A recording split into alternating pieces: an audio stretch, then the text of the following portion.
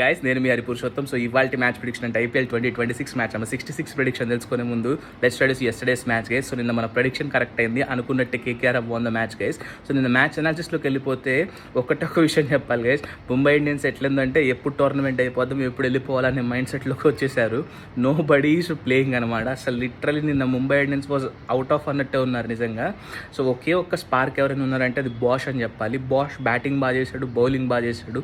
కార్తిక్ త్యాగి last ఓవర్లో 6 runs చేయకపోతే అసలు లాస్ట్ స్కోర్ కూడా వచ్చేది కాదు. కాబట్టి సూపర్ బై బాష్ అని చెప్పాలి గైస్.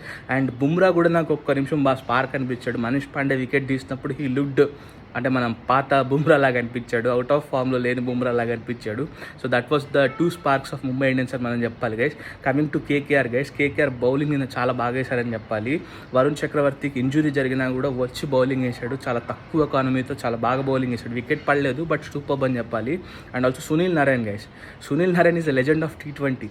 అది లీగ్సే కానివ్వండి, ఇంటర్నేషనల్ క్రికెటే కానివ్వండి, he is a legend guys. ఎందుకంటే నిన్న ఒక్క వికెట్ తీసి 13 రన్స్ ఇచ్చాడు 4 ఓవర్స్లో. సో అంటే ఎంత సూపర్ బౌలింగ్ అని మనం చూడాలి ఇక్కడ గైస్. సో లెజెండ్కి హ్యాట్స్ ఆఫ్ అని మనం చెప్పాలి గైస్ నిజంగా.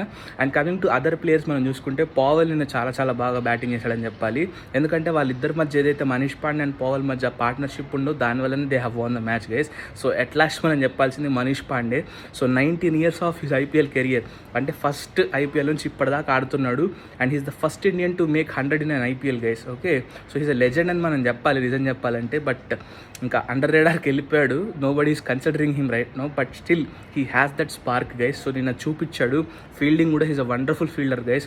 ఆ క్యాచ్ ఏదైతే తను పట్టుకున్నాడో I think that will become the catch of this tournament guys. So Manish Pandey hats off అబ్బా, ఇట్లనే కంటిన్యూ చేయాలి because that's what determines a person guys. So ఇవాల్టి మ్యాచ్ ఏంటంటే it is CSK versus GT guys.